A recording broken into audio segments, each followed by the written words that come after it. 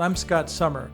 I've been practicing holistic medicine for more than 20 years. Our philosophy with this podcast is combining ancient wisdom with modern research to help you protect and heal your family so you can thrive in today's world and the challenges that we're faced with on a daily basis. Over the years, I've thought a lot about what it takes to use food as medicine versus poison.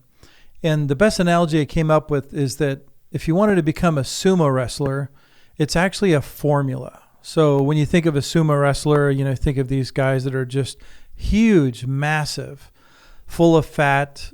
Their goal is to be as heavy as possible to win their opponent on the mat and just have the most leverage. So really that's the goal, is to be heavy and strong and an ability to win the wrestling match. So how do you become a sumo wrestler? So that's the topic here.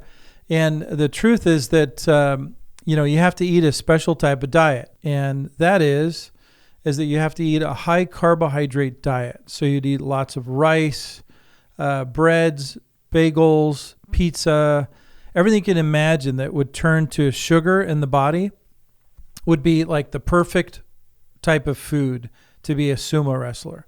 And it's guaranteed because we see this also with animals, when we give them grain-fed, beef, become fattened by the grains. And the same thing happens with humans. The more grains we eat, and the more carbohydrates in general, as well as some bad fats. If you throw in some trans fats for the sumo wrestler, like French fries and potatoes and all those deep fried foods, it would be like a perfect recipe for becoming a sumo wrestler. And of course, the other part would be inactivity, which will be another topic at another time. But so when you combine all of these foods, it literally is the perfect formula to become a sumo wrestler. So ultimately, the other part of it is when you eat your food. So of course, you would eat often, all day long, large quantities of food, because, when the body has no place to use this food as fuel, because, we eat for fuel, we also eat for nutrition. But if you're eating, basically high calorie, high carbohydrate foods, then your body has no place to use that nutrition, those calories. So all it can do is store it as fat. So the other part of being a sumo wrestler would be to eat late at night. Like make sure you eat right up until bedtime, like almost like your last snack, your last meal, a large meal at night, and all day long. And then you finally go to bed, without any activity. So that's the perfect recipe for the sumo wrestler lifestyle, and guarantee that you'd end up with like the average American, which is 75% of Americans or more, close to 80% now, are obese or overweight. And now it's hitting children as well. We've got like 22% obesity rate for children. So this lifestyle is how we're living. We're eating too many carbohydrates. And when we compare that type of diet to what we should be doing, we would call it a high-calorie, nutrient-deficient diet, which means there's like literally no nutrients in the food. It just has a lot of calories and it has no nutritional value. Now, the opposite of that, if you wanted to lose weight and be healthy and become alive again in your life, to have energy, sleep well, great looking skin, lose weight, and all the things that, most everybody dreams of, it would be the opposite of a sumo wrestler, right? It would actually be a nutrient-dense diet, which would be low carbohydrates. You would eat only a few meals a day. Like, for instance, I've gotten to the point to where now I eat pretty much just one meal a day. I don't eat dinner at all. I just eat a larger lunch in the afternoon, which is pretty much, lots of vegetables, a salad. I try to do a salad every day. And so that's a nutrient-dense meal, meaning that it has a lot of vitamins and minerals through all the vegetables. And salad is a perfect example. It's the rainbow effect, where you eat the rainbow of food. with many colors and varieties. And you eat local, organic, fresh, and natural food. And we also know that raw vegetables have an effect on the body different than cooked vegetables. If you cook all of your food, you'll be missing a lot of nutrients that are destroyed in the cooking process. So that's really the difference between the sumo wrestler, which is the typical American diet. 80% of Americans are doing this type of diet, and they're dying early. They're obese, and they fall into the category of the top 3 killers of disease still in the United States, which is heart disease, cancer, and diabetes, and finally neurological disease, including obesity, which is considered a disease at this point. I mean, because we know that when we become obese and overweight, we cut off our blood supply, we have low oxygen, we have more susceptibility to viruses, dying early, and our bodies just struggle to function properly. And it's just so uncomfortable. You know, we don't have energy and we can't move around. We lose range of motion. And it's even hard to work. Many people would literally lose their jobs if they were firefighters or police officers or people that really required to be physical in their job. It would be impossible for them to keep their job or even get a job that was physical and where you needed to be physical in that job.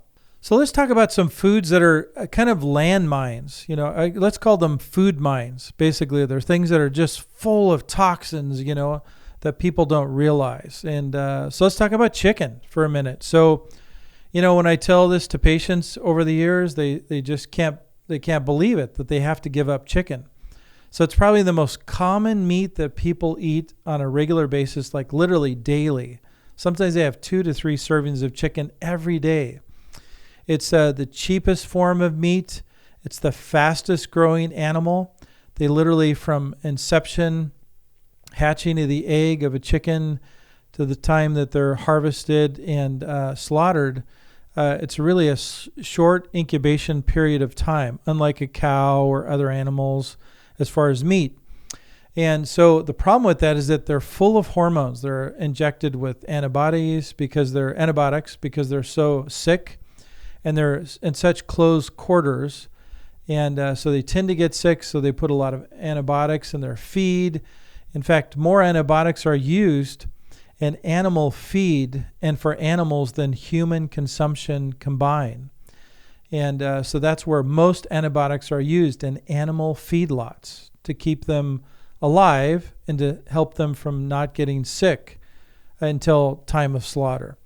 So chickens are full of hormones, and so if you want to lose weight, if you want to be healthy, chickens are not a good choice. You should actually avoid all chicken because it will definitely hold you back from weight loss. And so it's a great way to gain weight. It's part of the sumo wrestler formula. The other thing is white trash. So when I think of white trash, it's think of glue. You know, Elmer's glue is white. It's runny, sticky, and it sticks things together. And so that's kind of what happens when you eat white flour, white sugar, and dairy. All of these 3 categories of food are really toxic to the body. They're acidic, so they tend to cause us to gain weight. And dairy especially is full of hormones. That's another big hormone. It's just full of hormones. Cows are given hormones so that they keep milking and producing milk, even when they naturally wouldn't produce that much milk for their calves. But instead, it's just not a natural process to keep producing milk except for their offspring. So in order to keep that process going, they use chemicals and hormones injected into the cow. Well, when you think about it, where do anything that the cow eats, anything injections that the cow receives, including antibiotics, will get into the milk. And so, believe it or not, you get more antibiotics through your food, such as chicken and dairy, than any other way. And so we think that, take antibiotics when we go to the dentist, or if we're feeling sick, we go to the hospital. But actually, you're getting more antibiotics if you're getting non-organic meat, especially chicken. The last topic is sugar. So sugar is a food bomb. And it's just basically a ticking time bomb. The more sugar that we consume, the more problems we have with our body, because it creates inflammation. It reduces our immune system, and it creates all kinds of phlegm, congestion, inflammation.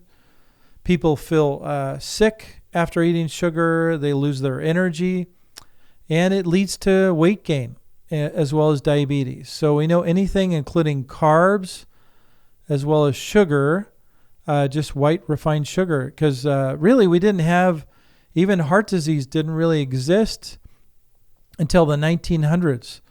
The early 1900s is when sugar cane was harvested from Hawaii. And so they brought in, once we acquired Hawaii in the late 1800s, then they brought in people from all the islands, Japan, the Philippines. And when they did that, then they knew that they would be able to harvest the sugar. And so they started using sugar. It became more available. They started to put it in food, and it was sold by the pound. And now we consume well over close to 120 pounds of sugar per person in the United States, which is beyond what we used to consume before it was even available in the early 1900s. I mean, people were lucky if they consumed maybe a pound or less, because it was a delicacy. It was something that was hard to come by, and it wasn't really available. So we have to start thinking about food as medicine or food as poison. And do you want to be a sumo wrestler the rest of your life? Or would you like to have a thin, trim, active body, wake up, thin, active, full of muscle, and live a much healthier, longer, and productive life? So the choice is yours, because really the power is in the plate, as it was once explained to me through a book that somebody gave me as a gift.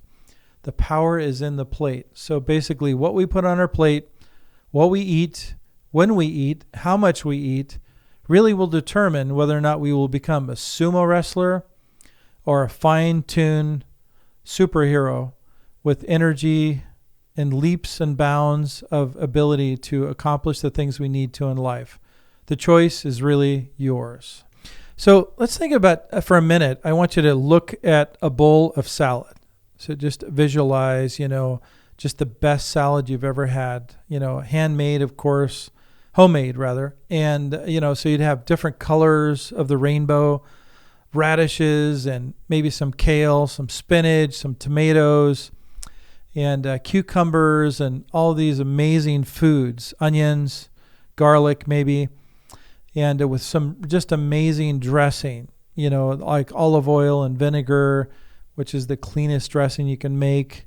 And then when you apply that concept of what will that salad do for you? And I liken the rainbow of food, eating the rainbow, is like protecting your body, like wearing clothes, preparing to go out into a snowstorm. So every day we all go out to a snowstorm, whether or not we believe it or not or understand it. When we go outside and we have to hit the traffic and the stress of life, of driving on the freeway, or all the combustion engines around us with all the pollution that we're exposed to, the EMS from our cell phone that we're talking on, and the stress of life, we're actually surrounded in pollution and the storms of life. So like in this analogy to every time we put on, we dress up for a storm. And so we put on, layers of clothing. We put on boots, so our feet don't get frozen. Put on extra clothing on the upper part of our bodies, like jackets and sweaters to stay warm. We put on a hat, a scarf to protect our neck and our immune system. Some really clothes that are pants that protect us from the elements, and socks. And each layer is important. Like socks aren't more important than your hat, say for instance, or the jacket's not more important than your pants. They all work together, and you need all of them to be able to stay warm and protected in a snowstorm, so that when you leave the house, you're ready. It's not like you say to yourself, oh, I forgot my shoes. I'm walking without any protection on my feet. That would be painful. your feet would bleed, and it would lead to damage to your body. So you want to protect your body, just like going out in a snowstorm. So I want you to start thinking of just the same way with the salad. Like when you eat a variety of raw, organic, fresh, and local foods with the season, you are protecting your body from the elements. And what are the elements? Viruses that are outside, bacteria, bacterial infections, parasites, anything that could possibly take your body down, including chemicals and metals, and even EMF and radiation, and cell phone towers on the freeway. So remember, if you want to protect your body, it has to come through natural sources. It's not going to come through a pizza or some other types of chemicals in food or red number 40 dye, because all of those things are chemicals. So we already have enough chemicals in our environment, so you need to make sure that you use things that are safe, natural, and effective in protecting your body. And those will only be foods that are naturally grown in the soil in organic conditions. And those are the foods that will protect us for the rest of our lives and lead to longevity and lead to a healthy, happy, and productive life. But everything else will take us down. I mean, why add more chemicals to your body when you're already surrounded by a soup of chemicals on a daily basis? So remember, eat the rainbow, protect your body, get ready to go out into the storm, and be prepared each and every day. You must prepare and be ready for life. Otherwise, the storms of life will destroy you. It will weather your body, it will make you sick, and eventually it will catch up to some sort of disease. So this has been my philosophy for years. Eat the rainbow, be healthy, and live a happy and healthy life.